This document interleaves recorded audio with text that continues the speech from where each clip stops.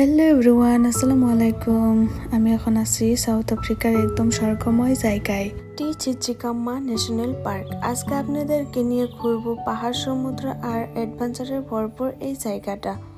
এই পার্কটা garden road national পার্কের অংশ। চারদিকে শুধু সবুজ আর পাখির ডাক, একেবারে শান্তি।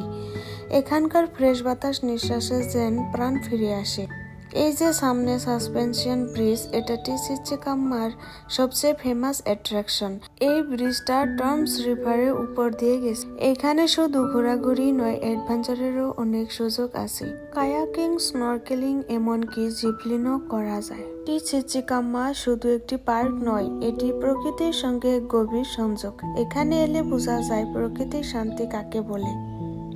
তো বন্ধুরা, আজকের ব্লগ যদি ভালো লাগে তাহলে অবশ্যই একটা লাইক, কমেন্ট আর সাবস্ক্রাইব করে দেবেন। দেখা হবে পরের ব্লগে। ততক্ষণ পর্যন্ত ভালো